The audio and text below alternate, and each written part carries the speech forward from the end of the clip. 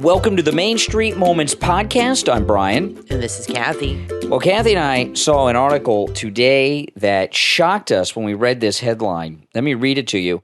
Fans thrilled that Disney Park has banned vlogging and streaming. This is from InsideTheMagic.com, and this is insane. Listen to this. On Thursday, Inside the Magic reported that Tokyo Disney upset many vloggers, Disney influencers, and live streams with their new policy. The new policy bans, listen to this, now this is Tokyo Disney, and let me tell you why a lot of you may be saying, oh, well, that's Tokyo. That's not Disneyland. That's not Walt Disney World. Over the years, when Disney is trying something new, they try it out in Tokyo, they try it out in Paris, and then next thing you know, we've got it here in America. So they usually test things in these other parks. I don't know why they do the testing in the other parks before they make it policy here in America, but I've seen this, like the Disney Genie, for example, was in Disney Paris recently first before we had it here, which is just a terrible thing. The new policy bans commercial filming, auxiliary equipment. You know, some of these things are vague and can apply let to me give you, anyone. Because I looked this up. The legal definition of commercial filming means recording images by film, video, digital, or other technology to broadcast or publicly exhibit for commercial purposes. Does not include photography. So again, it's still photography. It's a little vague as to what is considered exhibiting for commercial purposes. If you're making money off YouTube, is that considered a commercial purpose? Yes. Disney might deem it so. Because you make money off of the commercials that run on the YouTube videos. So So I would think it falls under that umbrella. Yeah, that's textbook commercial. The new policy bans commercial filming, auxiliary equipment, and public transmission, that's live streaming, or recording of any kind that may inconvenience other guests. Yep. Tokyo Disney already bans filming on rides at Tokyo Disneyland and Tokyo Disney Sea. Now, Disney Sea is managed, they have a different management company over there that runs some of these things. Disney Park fans around the world are thrilled with this news. Some saying they wish all the parks would have stricter filming guidelines. Who cares why some vloggers are disruptive to the normal guest who wants to go to a park and hear someone talk on a ride, have their camera in their face, or lights on a dark ride, etc., wrote one person on social media. What a dream. Someone else wrote, Tokyo Disney gets everything right. The policy should apply to all filming, not just marketing and vlogging. And then someone wrote this. This is interesting. I wouldn't limit this to just vloggers. Nothing was more frustrating to be on Frozen with a family who used their iPad to film the entire ride. Ruined our experience having an iPad in our view of the ride, which obviously has a light on it too. Similar experiences on Haunted Mansion as well, except it was a cell phone with their flashlight on. And during the Festival of Fantasy Parade, we had a group of girls run up behind us, thrust their phones in front of their faces. Yeah, it might seem fun to visit and review theme parks for work, but Disney adults and Disney influencers have been the target of intense backlash on social media over the past few months. Sometimes it's been for things like crying while hugging Pluto at Epcot. Many guests feel that just being filmed for other social media content is unbelievably rude and annoying. In another incident, now this is a big one, okay? In another incident, fans petitioned the Walt Disney Company to ban 2 Disney influencers from Disneyland Resort in June after allegedly admitting to going to a Disney park while sick. They later showed negative for COVID-19. And that, if you click that link, it refers to Best Life and Beyond. Yeah, that's right. There was a lot of controversy. It takes you directly to them. Well, they did, what Best Life and Beyond did, and I like Best Life and Beyond, but they don't really act appropriately quite often at the parks, and it shows on their vlogs. They went to a reopening of Pirates, and it caused all kinds of controversy over this. Many Disney park fans feel that social media has ruined Disneyland and Walt Disney World Resort, making once secret spots crowded. Others have forced policy changing after the park, after encouraging guests to get dress coded to get a free T-shirt. That's a TikTok thing girls going in. I don't think they're doing Yeah. that anymore because I saw a story a couple weeks ago where a TikToker tried it and Disney made her buy the shirt. This is how it is. It's like with the wheelchairs. We used to be able to get a scooter a long time ago when my daughter was little. And if you were disabled, which I am, I'm on oxygen, and you could get a scooter and go on all the rides through the exit. And it was very convenient for somebody like me because waiting in long lines is very difficult for somebody. I don't have a lot of energy, and it was nice for me to be able to do that. Well, then everybody started taking advantage of it, and then they stopped doing it because everybody ruined it for the real disabled people. So that's what you're seeing now with the dress coding. They're getting everybody to do it. It's becoming a trend. So now Disney doesn't offer that perk anymore because people are taking it for granted and taking advantage of it.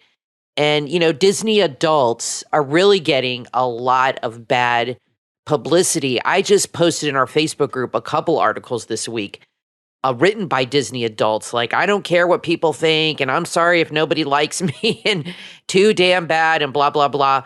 They really get a lot of attention, negative attention. People think they need to grow up. Well, and, so that kind of fits in with these adult vloggers, TikTokers, Instagrammers as well. When it comes, to get it back and focus on I don't feel that way personally. I'm just saying that's what other people to feel. get it back and focus on the article, though, I believe that serious restrictions are coming on live streaming and vlogging. And to the U.S. parks. To the U.S. parks, yeah. And TikToking. And I'll tell you a couple reasons why I believe this is going to happen, and I'll tell you how they'll do it, in my opinion. I think this is a test over there in Tokyo, and it's going to spread over here. Perhaps. There's three different groups, okay? There's YouTube vloggers, there's YouTube live streamers, and then there's TikTokers, okay?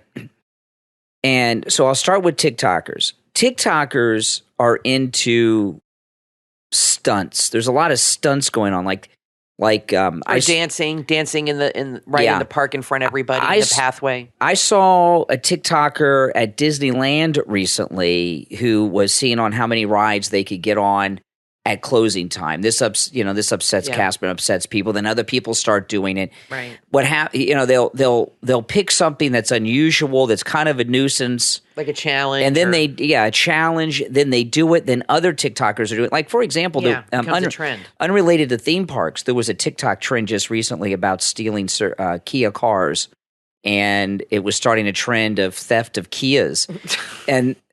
This is what happens on TikTok, so it causes trouble for Disney. Right.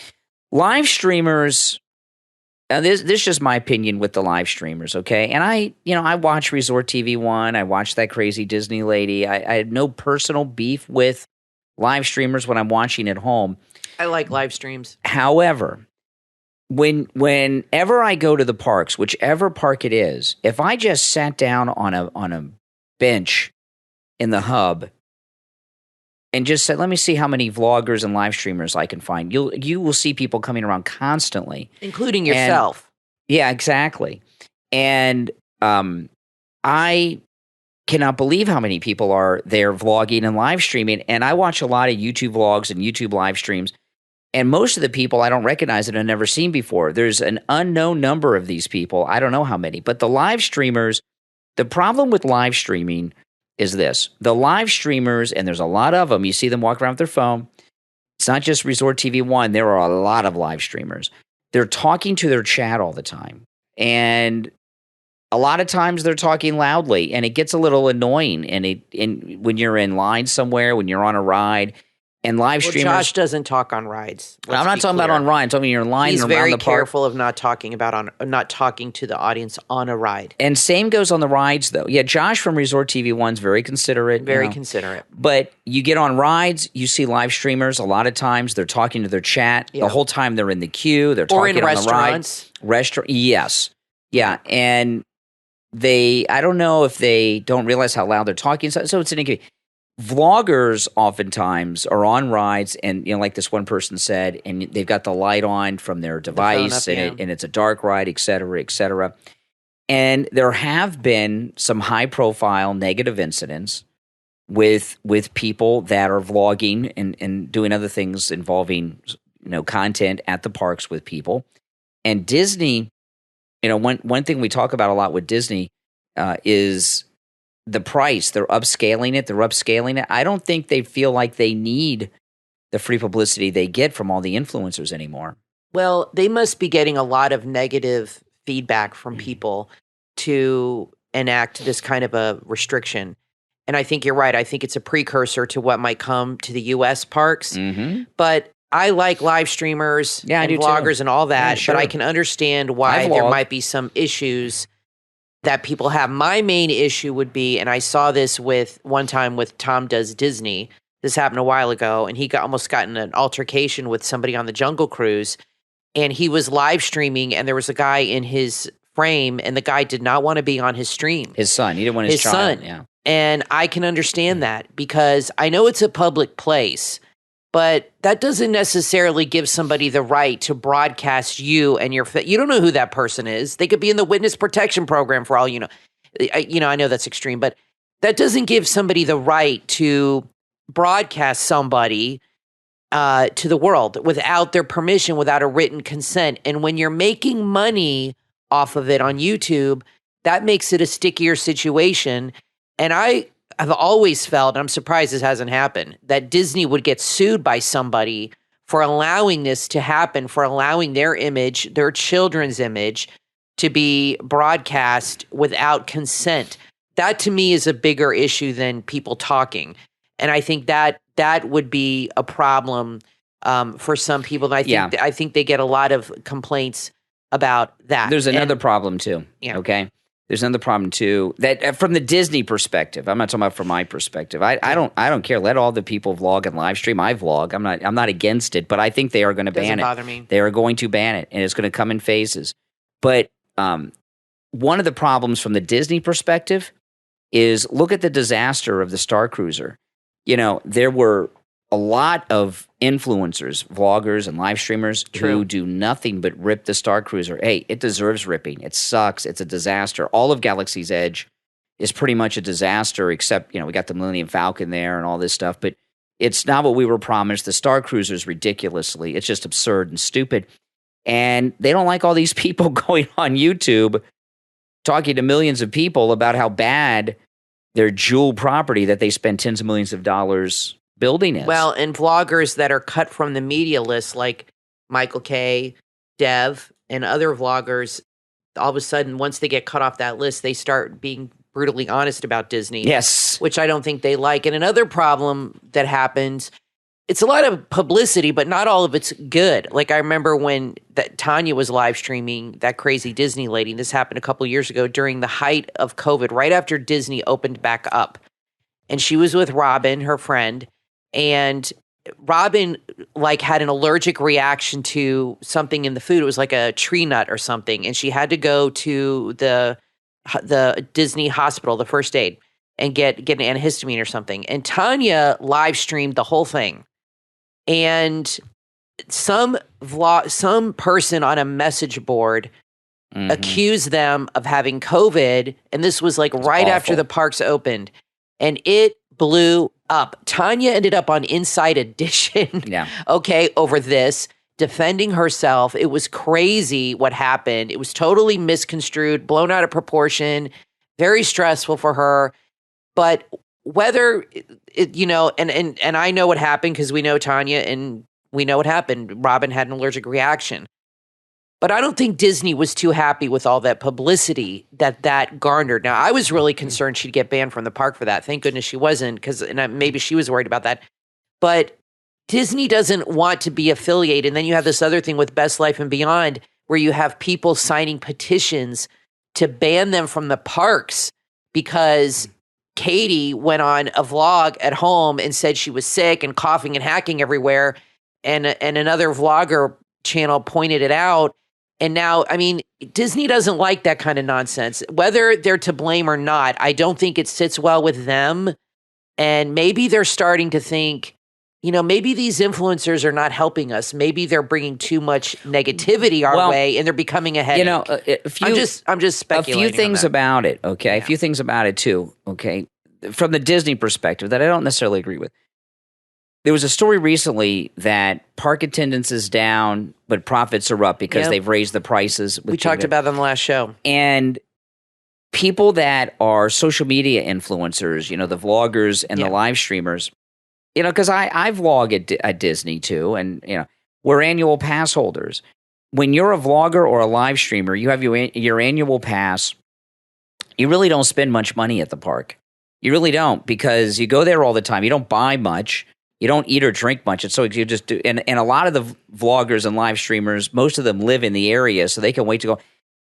They don't offer much to Disney. Disney, so far as publicity, there's an old adage, there's no such thing as bad publicity. That is not true. Disney has been very clever in the past with publicity. I'll give you a great example. When Epcot Center opened, it was called Epcot Center back then in 1982, satellite technology for television was very rare. And what Disney did was bring in their very own satellite truck that Disney had. All right. They rented it. They brought it in, and they invited all of these local news stations that did not have satellite trucks back then in 1982. I know they all have. Now it's ridiculous. But in 1982, a satellite truck was something really only networks had, unless it was in a major market. So Disney invited all these local newscasters down there and gave them windows to use their satellite trucks to do live reports to their home stations in Nashville or Denver, things like. And they came and they got all this publicity for the price free, except for the price of the satellite truck. And I think there was a time in the early days of theme park vlogging when theme park vlogging and live streams was a great form of free advertisement for Disney. But you were talking about these examples, Kathy. I think it's become a lot of negative publicity that they can't control. I give you one more. Yeah, I think it's a lack of control of the messaging with live streaming, because things can happen in the moment. Like with Tom Does Disney, he got like in an argument with this guy live. It was brutal. And I don't know if he removed that. He did. Video. Okay, and which was a smart thing to do. But because that's just not a good look for anybody. But things can happen live. Plus, like you said, there's a lack of control of the messaging. So you do have vloggers, and we're part of that too, and things. But you do have vloggers in the park that might be explaining something, like the Disney Genie, or explaining something, and maybe Disney doesn't want it explained that way. Maybe they're like, you know what, Molly's doing a whole video on Genie Plus and stacking and all this. She gives great advice. But maybe, I'm just speculating, maybe Disney's thinking, that's not exactly how we want this packaged. And you're right, it's a lack of control over the brand and the imaging. But at the same time, so they're probably weighing, do all the TikTokers, YouTubers, Instagram people. Now, photography is not part of this, okay? So, but people do reels Still and stuff. Photography. Yeah. So, but they might be thinking, do these people really help us? Maybe they thought that at first, but maybe they're starting to think, you know what? It's starting to become a problem. Yeah, here's another example, Kathy. Yeah. Like right now, what's going on is the Not So Scary Halloween. Right. Disney may say to themselves, you know what? A lot of people don't come to this because they figure, you know what? Exactly. I can just watch it at home and without spending the money. Yeah, exactly. I think you hit the nail on the head. Yeah. That's a big, I didn't even think about that. You're right. I've never been to the Not So Scary Halloween. And No, we took Emily when she was like 5 years old. Oh, 5. Okay, yeah, so it's been about 20. Yeah, like 18 years ago we went. I'd forgotten about it. We went that and the Christmas. So party. almost 20 years ago. Okay, we went to it, and it wasn't the thing then that it is now, because I don't remember any of this stuff they have. They had candy, but it's a bigger deal now than it was then. It's much more going on. Yeah, and I don't think they had the real pirates on the ride or the characters at the haunted. The headless horseman and the parade's better now. No, they got much better. The guys with the shovels and all that. Yeah, they didn't have all that, but I really don't feel any desire to go, and now that I think it's because I see it, and I watch 4K WDW. You ever watch 4K WDW? He gets good images, 4K, 5K of the parade. I see it better here at home in the living room than if I'm actually there and I don't have to sweat all day. Well, or pay for the extra ticket. Right, but it could also make people want to go as well. So it could make people say, "Man, I got to see this in person." But you're right. There's so many videos and so many vlogs. I mean, Josh has been to the Not So Scary Halloween at least twice. He was there last night that I've seen. And I love to watch those because I can't go in the heat and all this stuff. But maybe after a while, people are like, I've seen it already. I've seen it like 10 times. Yep. What am I going to see in person that I can't see, that I've already seen? So maybe they're trying to do this to protect the mystery and to make it less accessible unless you pay to go in. Like, that could be what they're thinking. Like, why should we give access to everybody that they're not paying money, and they're giving money to the YouTubers? Like Josh and them, and I'm not just singling out Josh, but Tim Tracker, they make a lot of money off YouTube. They get a lot of views, and that's great. I mean, I tell you, every vlogger, that's their dream. Paging Mr. Morrow. Disney's not making that money, though.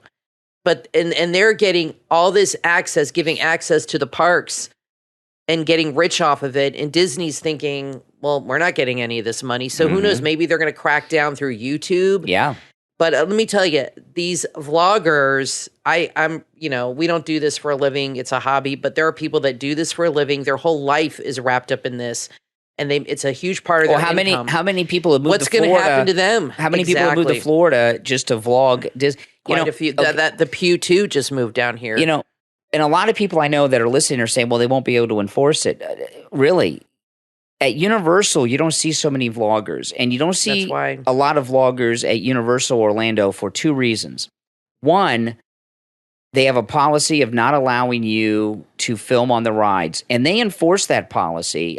You and Emily have gone through that. I've seen them stop rides because someone is filming on a ride. They'll stop the ride. And there's signs on every ride. They enforce that. Also, the music that they play at Universal Studios Orlando, okay, you'll get a copyright strike on YouTube with a lot of that music. So Disney can do this, and they can do it in a number of ways. One, they'll start by stopping filming on the rides, like at Universal. They'll do that. I think that'll be the first thing they do. Then, some of you may not be aware, but Adam the Woo was banned from Walt Disney World. He got the ban lifted after about a year. He was banned from Disney World, and Adam the Woo has a lifetime ban at Universal Studios Orlando. Right. And what got him in trouble was some backstage filming that he put on YouTube, and they came after him for that a long time after. It was up on YouTube for a long time. So they can enforce it, and they can enforce it by doing some of the things, stopping vlogging on the rides, putting copyright strikes on their music that they don't. You get a copyright claim, which is not a strike, where you can't monetize a particular video if it's got a song. They can put strikes on YouTube. They could work with Google to do that. And also, and the other thing they can do is they can police it and go to YouTube and say, we don't allow filming in our parks, and these people are doing it, and it can be done. Like, for example, right now at Universal Studios Orlando, unless you're part of a media event, you are not allowed to film inside the haunted houses. Yeah, we'll talk about that with the trackers in a minute. And they stop you. I go to Halloween Horror Nights every year. I'm going next month with our daughter, and they'll tell you, even in the middle of a scare, put camera away. I've had this happen and seen it happen. Another thing we didn't talk about, just to wrap this up, because I want to move on to this thing with the trackers, is there are people now you see, and I put some we have a TikTok now, Main Street Moments, and also on our Instagram or on our YouTube, I put up shorts. And there was a video of a woman filming Space Mountain, vlogging it, or for Instagram or something, and she or not Space Mountain, what was the People Mover, I think, or something. She got off one of the rides and jumped onto the display. It was the exit of Space Mountain. Oh, was the exit of Space Mountain? Yeah. The part we go, they have it used to be, moving. It's no longer moving. Oh, she jumped up on the platform. But there are people, and she did it to make a short or a reel or TikTok. She got up and sat at a table. Yeah, she did for TikTok. And there are people that do things like that, jump off rides. There's been people that have jumped off the Small World. I saw onto the thing. There are people that are jumping off rides, which is a big no-no. That's a huge liability for Disney. I mean, if somebody got hurt, that's a major multi-million-dollar lawsuit. There are people taking risks, going to prohibited areas to post on social media. And I think that is regular stuff too. Because Disney World is the most vlogged live stream place on earth. I would think. So a lot of people, they pull stunts like this so they can have something unique at the parks. Right. And there's challenges and trends and all this stuff. So I think a lot of it has to do with reining in some control over the brand, over the messaging. And I think that's a big part of it. And so we'll see what happens. Right now, they're really cracking down in Tokyo. And let's see if that spreads to the U.S. I think or to Paris or whatever. I think the first thing they would do, which would be the first sign, is, like you said, banning filming on rides. If they do that, then you better watch out. These vloggers better watch out because it's coming. Okay, now, one last thing about filming at Walt Disney World here in Orlando. A year or so ago, Disney put up the first posted no vlogging zone. And a lot of you don't know that you can do this. You can do this even though you can't film it. The road that goes to the Contemporary, if you don't turn into the Contemporary and you keep going straight, right, you can drive behind the Magic Kingdom, and it's pretty cool. It's all industrial. You see the power plant. It's eye-opening. It's not very nice back there. Yeah. And people used to go back there, including myself, and you would film it, and people put it on YouTube. And now when you drive into that area, there's a sign posted by Disney forbidding it. And if you do it, you will be banned and you'll get in trouble. You'll get trespassed. Remember they had that one vlogger, I can't remember his name, we used to watch him, where he was on Disney property in the middle of the night, long after it closed, and he was walking back where the train was, where they had the Indian reservation, and he was climbing on Thunder Mountain. The Indian climbing Village? on the ride, Thunder Mountain, at like 3 o'clock in the morning. He went inside of Everest. Crazy. Yeah, and he got in trouble. He got in a lot of legal trouble. But things are just going further and further. So let us know what you think about this. What's going to happen? Well, let us know in the comments answers to a few things. Do you believe that Disney will ban or severely limit vloggers and live streamers here in the States, in the United States at our parks? And what your thoughts are about that? You know, too. I'd like to hear your thoughts on that. How do you feel about the vloggers, the live streamers, the TikTokers, the social media influencers? Has it gotten a little bit out of control? I personally don't mind it at all. If they banned it, I would miss it. Oh, yeah, me too. And I feel bad for these people like the trackers, Resort TV1, Paging Mr. Morrow. You know, it's a big part of their livelihood. Do you think that any of them are worried? I would think I would be. If it was me, I mean, if I was Paging Mr. Morrow, and Nate's doing great. Oh, he's awesome. He's doing great. Everybody loves him. His channel's blown up. Or Molly. That would worry me. They may ban it to just limited to just media events. You know, with trusted influencers that they have in their pocket. So speaking of media events, we noticed the trackers. We'll switch gears for a second here a little bit. The trackers just did a video at Universal. Oh, yes. On Halloween Horror Nights. In particular on the RIP tour. Right. Now, they do that every year. And how it works is Universal, like you said, they don't let you film in the haunted houses. Correct. I almost said haunted mansions, haunted houses. But they have a media event where they invite certain influencers and they let them vlog inside those houses to put on their channels.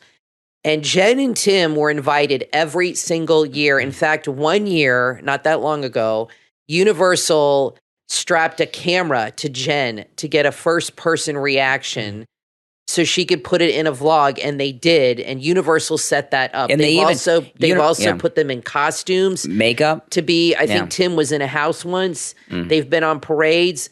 Well, this year things are a little different. They were not on the media list, which was very surprising. They did buy an RIP tour, which anybody can buy. It's like $400 a person. Anybody can do that.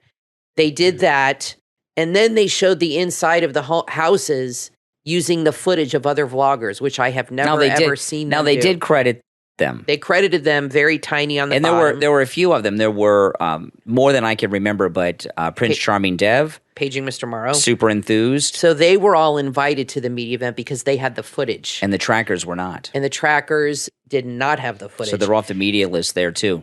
So, you know, they have more subs than anybody. They've almost 900,000. I would love to know what happened. Was it the Planned Parenthood thing? Universal doesn't like to get political. I don't know. But what happened where they were removed from the Universal media list? These media lists are very, touchy these days.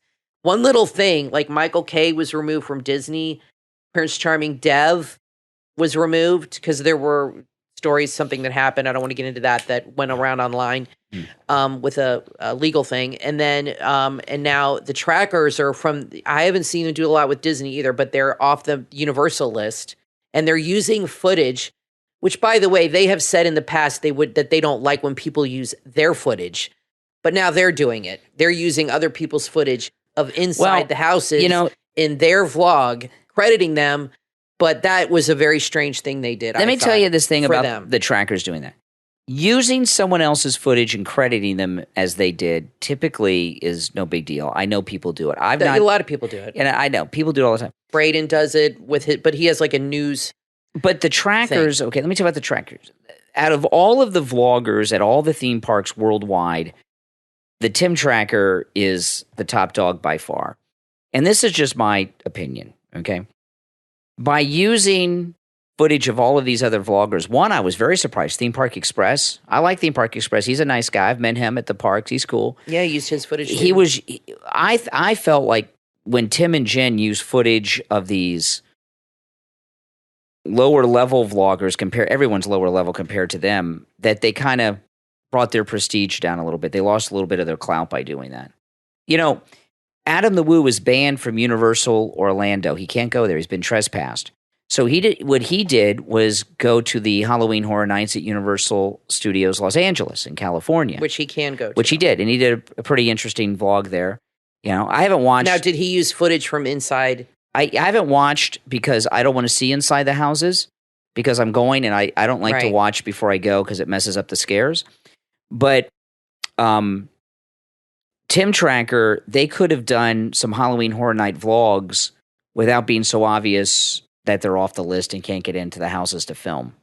I thought it was a strange thing to do. It was very odd. Considering the fact that they've been invited every year to go into the houses and get that footage. And like I said, they even strapped a camera to Jen one year to get for her to put on her vlog. And now they weren't even invited to do that. And on top of it, they kind of made it known in their vlog by using footage from other vloggers. But like I've said, vloggers do that. Mickey Views does a news thing. And he uses footage and stills and things from other people, and he always credits them because it's like a news type show. Well, I think what was that's not unusual or anything. What's shocking about the Tim Tracker is they've never done that. It shows that there are no longer the media list at Universal Orlando, which I was surprised at. Plus, it's something I've never seen them do, and it also is a little hypocritical because they have said in the past that they don't like it when people use their footage. That's they made correct. a big deal about it before when he had Tim has said that when he had his crazy mustache. Tim has said that he has reached out to people and things and reported people. He's for using reported his people footage, for doing that. And now he's doing it. Now he's doing it. So it's a little strange. Tell us what you think about that. It's probably not that big a deal to most people, but I just thought it was interesting. I've never seen them use other people's footage. Like I said, for the fact that they're not on the Universal media list is pretty big news. I wonder why. I'm really curious. Anyway, I want to let you guys know that, and they did show the D23 is going on right now. They showed that Walt Disney statue, and I'm really excited for that to be at Epcot. I think that's going to be amazing. There's not enough Walt at Walt Disney as far as I'm concerned. His presence needs to be more there. I think they have the one founder statue in front of the castle, which is nice. But this is a statue of him sitting down, kind of like admiring Epcot, and you can sit and take pictures with it, and it looks really, really cool. I'm excited to see that they're going to put that in soon. A couple things about this. Okay, just say this.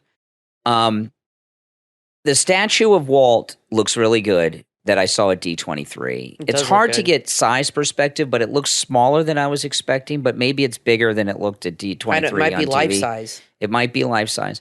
But he's going to be the Walt statue, they said, is going to be behind Spaceship Earth looking out. He'll be looking out at the Epcot that is not his dream. Right? Well, it's not even close to Walt's dream. True. And even less than it was. And it's not even technology and all of that anymore. It's just another theme park with Thrill Ride now and other things. I don't think Walt would be looking so happy at Epcot because it's nothing like like his dream. I mean, that's my pick. But I'll say this about D23. But it's still nice they have it there. Okay, D23 to me has been a letdown. It has been a letdown. I know they released some movie trailers. Oh, that's exciting. It's been a major letdown, Kathy. There's no new innovations. The only thing they've shown that is major so far is the Disneyland version of the update to Splash Mountain, which is a stripped down version of what they showed at the last D23 a couple years back. Yeah, I think they're going to incorporate, and by the way, that's my favorite Disney movie is the Princess and the Frog. I love Princess Tiana is my favorite. I've seen that movie like 100 times. I love it. And they have that New Orleans Square in Disneyland, and that's where the movie takes place. So they're going to add some stuff there, like a restaurant, I think, and some other things, which I think is really a great way to incorporate. But there hasn't been like a major event, like a major announcement. Well, yeah, and a lot of the things they predicted right before, or they said were going to happen right before COVID, never did. But there's some things I'm excited about. I posted some movie trailers on our YouTube channel in the community section. If you go there, go to this channel, hit the community section. I posted like 4 or 5 of the new trailers, including The Little Mermaid, The Hocus Pocus 2, Disenchanted, and I think one more. And they're also there's a prequel to The Lion King coming out, Mustafa, which I cannot find a trailer for that. But those are there if you want to see those trailers. The Little Mermaid looks really good. Well, Braden on Mickey Views made a very good point. Disney, they show us these concept images, and then when it gets to be real, it's always stripped down. Universal is building. Or it doesn't happen. Yeah, Universal is building their second theme park, the Epic Universe. And we haven't really seen very many specifics about what it's going to look like. So whatever they do might end up being stripped down from their original concept, but we'll never know disappointed. And Disney keeps disappointing us. But this D23 is supposed to be more than like a movie trailer release. Well, we'll see. Tomorrow's supposed to be the big day. So we were going to put this podcast off till tomorrow, but we just won't be able to record the show tomorrow. We won't be. Brian's just way too busy with work. So we're recording it now. But we will watch the D23 stuff. Oh, yeah, the live-action Anastasia looks good. I like that movie with Meg Ryan about the Russian princess that survived the assassination. They're making a live-action. They're doing live-actions on everything. And before we go, I want to say this. I did watch the new Pinocchio, and I'll say this about it. I don't think I have to worry about spoilers because we've all seen the movie. I don't like the original Pinocchio because there are some creepy undertones or overtones of human trafficking and pedophilia in that film. And if you watch it, you'll know what I'm talking about. And I'm not the only one who feels this way. There's many articles written about this. And they fixed that in this updated version. They took out those elements and completely redid that. They left out the character of the fat, disgusting guy that collects little boys, naughty little boys. Anyway, they took him out. I like the live action better, but I will say this. The animation's incredible. But Tom Hanks is not good in this, and I'm really sad to say that. He was very disappointing, and I love Tom Hanks. He just wasn't exciting. He wasn't good to me. Everybody else was great. I felt like he was just kind of, whatever, walking through the scenes and not really didn't have his heart in it. But everything else was really well done, and I think it's worth seeing. I liked it better than the original. But the animation, the Fox character is incredible. And it blows my mind what they can do. The scenery is worth it alone. It's not as good as Beauty and the Beast, but it's okay. And the scenery is beautiful, the way they did it. The guy who played Stromboli, this Italian guy, was fantastic. The scene with the whole puppet where he sings "I Have No Strings," that song is really good. So I give it a 3.5, 4 out of 5. Tom Hanks, to me, really just kind of made it not so great, that part. Anyway, guys, thanks so much for listening to the show. We really appreciate it. We always appreciate your comments and your liking our videos. And we'll see you hopefully in a few weeks with some more Disney news. And let us know what you think about all this.